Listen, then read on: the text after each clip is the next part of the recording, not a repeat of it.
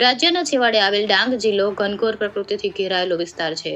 ડાંગ જિલ્લાની વાત કરીએ તો નિસર્ગમય પ્રકૃતિ જ માનવીનું આભૂષણ છે.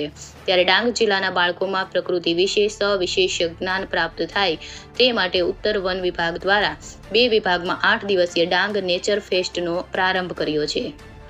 ડાંગ જિલ્લાના ઉત્તર વન વિભાગ દ્વારા eco camp site Purna wildlife sanctuary Mahal ખાતે દર વર્ષે પ્રકૃતિ આધારિત વિવિધ ફેસ્ટનું આયોજન કરવામાં આવે છે. અહીં પ્રકૃતિ આધારિત ફેસ્ટમાં વિવિધ પ્રવૃત્તિઓ કરવામાં આવે છે.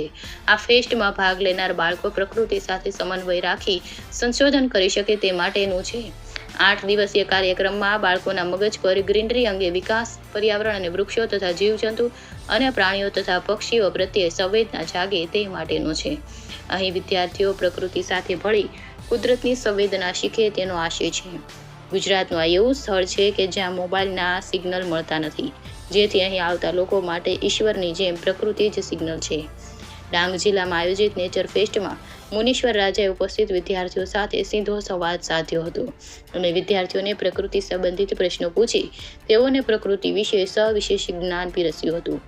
ડાંગ જિલ્લાના મહાલ ખાતેના ડાંગ નેચર ફેસ્ટમાં વલસાડ વન વર્તુળના મુખ્ય વન સંરક્ષણ એસ મુનીશ્વર રાજા, ઉત્તર ડાંગ વન વિભાગના DCF દિનેશભાઈ રબારી સહિત વનકર્મીઓ અને શાળાના બાળકો ઉપસ્થિત રહ્યા હતા.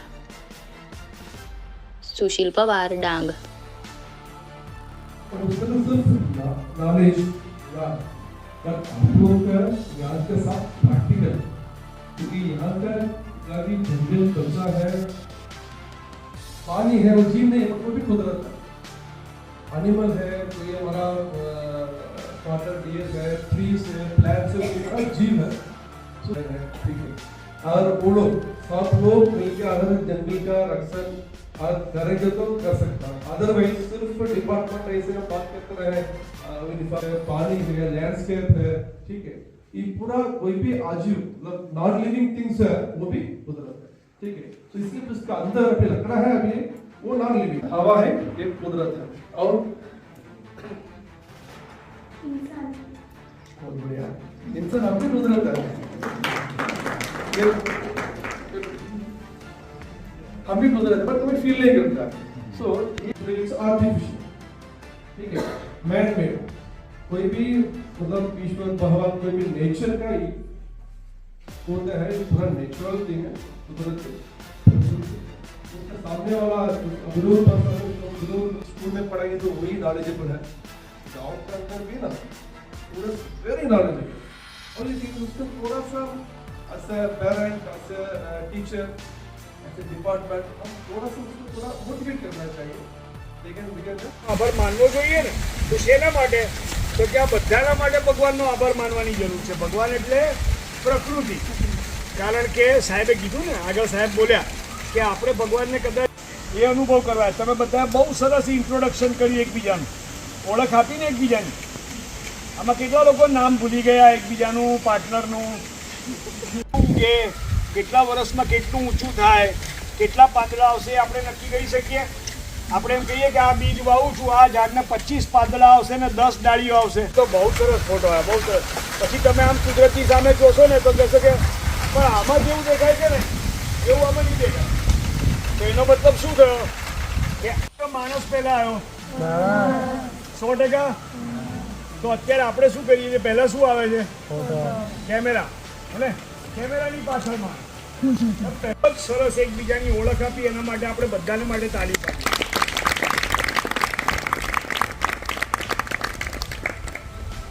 તો પ્રકૃતિ જે છે તો આપણે પણ એવા છીએ, આપણે પણ પ્રકૃતિના સંતાન છીએ. આપણે પણ એવા છીએ કે આપણો એકવાર જન્મ થયો તો આપણી અંદર બધું જ ભગવાને મૂકી દીધેલું છે, જેટલું જરૂરી છે જીવન જીવી શકીએ આરામથી. બરાબર? તો પછી કોઈ પૂછશે તો પછી સાહેબ અમે શું કરવા સ્કૂલ મોકલો છો, તો પછી શાળાએ કેમ જવાનું? થેન્ક યુ કહીએ છીએ કોઈ દિવસ? એવું કહે છે કે મને 2 આંખો આટલી સારી આપી કે હું આ બધું કુદરતનો નજારો જોઈ શકું છું. તો આપણે કોઈ દિવસ આભાર આપ્યો? કોઈ દિવસ? એનો ઉપયોગ કરવા માટે આપણે આવ્યા છીએ. આ 2 કેમેરા એવા છે કે આ કેમેરાની કોઈ વિસાત નથી એની સામે. આ એટલા સારા સારા ફોટા પાડી શકે છે તમને. ડાંગ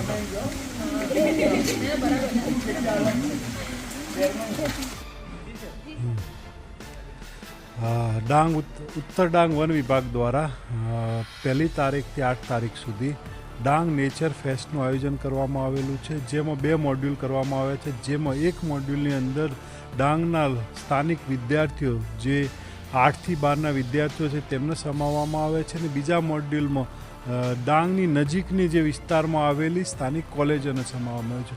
આ કાર્યક્રમનો મુખ્ય હેતુ કે બાળકોની તેમજ કોલેજના વિદ્યાર્થીઓમાં પર્યાવરણ પ્રત્યે જાગૃતિ થાય, એમની વર્તુળક ચેન્જ થાય, ગ્રીન બિહેવિયર ઉપર છે. 4 દિવસના મોડ્યુલ્સમાં અલગ અલગ ડુ ઇટ યોર સેલ્ફની એક્ટિવિટી કરાવવામાં આવશે, જે એક્ટિવિટી અંતર્ગત બાળકોને વિવિધ પ્રકારના નેચર સાથે એક્સપોઝર કરાવવામાં આવશે. મુખ્યત્વે જે છે વૃક્ષો છે, વન્ય પ્રાણીઓ છે, તેમજ ખાસ કરીને એક દિવસ બર્ડ્સનું પણ સેશન છે. આનો મુખ્ય હેતુ છે કે સ્થાનિક બાળકોમાં જંગલ પ્રત્યે સંવેદના અને જંગલ પ્રત્યે એક જાતની સહાનુભૂતિ, એક જાતની એમની સાથે લગાવ થાય, એના હેતુ સાથે આ પ્રોગ્રામ કરવામાં આવે છે. આ પ્રોગ્રામ પહેલીવાર કરવામાં આવે છે આ વર્ષે, એટલે એનો સક્સેસ પણ અમે જોઈ રહ્યા છીએ. બધા બાળકો આ પ્રોગ્રામનો લાભ ઉઠાવે અને આવતા વર્ષે આનાથી મોટા પાયા પર થાય તેવી શુભેચ્છા. Thank you. આભાર. બરાબર છે. મારું નામ ભોય ઉદયભાઈ સંજયભાઈ છે. હું Eklavya model residential school Ahwa ડાંગથી ઉત્તર ડાંગ વન વિભાગ તરફથી અહીં આવ્યો છું. અહીં આવીને અમને અમારા ટીચરે જણાવ્યું કે આપણે અહીં પ્રકૃતિ વિશે શીખવાનું છે, પ્રકૃતિ વિશે માહિતી મેળવવાની છે. ત્યારબાદ જ્યારે કાર્યક્રમ શરૂ થયો ત્યારે અહીંના અધ્યક્ષ શ્રી રબારી સાહેબે અમને જણાવ્યું કે આપણે પ્રકૃતિનું જતન કરવું જોઈએ, પ્રકૃતિને સાચવવી જોઈએ. પ્રકૃતિમાં આપણે એકલા જ રહેતા નથી, એકલો માનવી રહેતો નથી, દરેક જણ પ્રકૃતિમાં રહે છે. જેમ કે માનવી પણ રહે છે, પશુ પક્ષીઓ પણ રહે છે, તેમજ અહીં વનસ્પતિઓ, વૃક્ષો પણ છે. આપણે હંમેશા પ્રકૃતિનું જતન કરવું જોઈએ, પ્રકૃતિને સાચવવી જોઈએ. જો પ્રકૃતિ છે તો જ આપણે છીએ.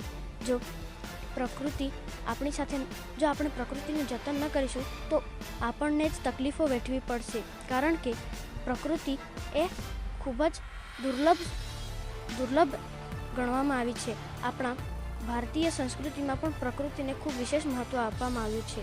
આપણા ડાંગ જિલ્લાની અંદર જ્યારે આપણે પશુ પક્ષીઓને દેવો તરીકે માનીએ છીએ, જેમ કે વાઘદેવ, નાગદેવ, એમને પણ આપણે ભગવાન તરીકે પૂજીએ છીએ. તો આપણે પ્રકૃતિનું જતન કેમ કરતા નથી?